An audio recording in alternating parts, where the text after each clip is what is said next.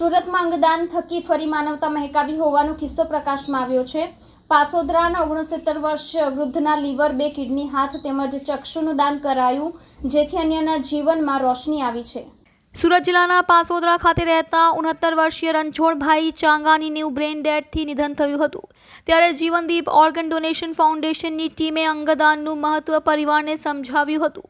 પરિવારે અંગદાનની સંમતિ આપી અંગદાન કરાયું હતું। આજ પરિવારના સભ્ય દ્વારા 3 વર્ષ પહેલા પણ અંગદાન કરવામાં આવ્યું હતું। પાસોદરાના 69 વર્ષીય વૃદ્ધના લીવર, 2 કિડની, હાથ તેમજ ચક્ષુદાન કરાયું, જેથી અન્યના જીવનમાં રોશની આવી છે।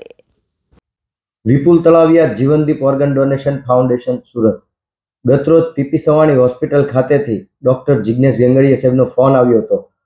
અમારે ત્યાં એક 68 વર્ષીય દાદા છે, જેઓ બ્રેઇન ડેડ છે, આપ આવો તો પરિવારજનોને મળીએ અને અંગદાન માટે સમજાવીએ। ચાંગાણી પરિવારના રણછોડભાઈ દ્વારા 6 અંગોનું દાન કરવામાં આવ્યું છે। 6 લોકોને નવજીવન મળ્યું છે। 1 હાથ, 2 કિડની, 1 લીવર, બંને ચક્ષુઓનું દાન થયું છે। આ પરિવારમાંથી અગાઉ એમના રિલેટિવ હળદુ પરિવારની એક દીકરીને કિડની મળેલી છે, તેમજ એમના એક રિલેટિવ તળાવિયા પરિવાર છે, તેમને પણ 6 મહિના અગાઉ લીવર ટ્રાન્સપ્લાન્ટ થયેલું છે IKDRC હોસ્પિટલ અમદાવાદ ખાતે।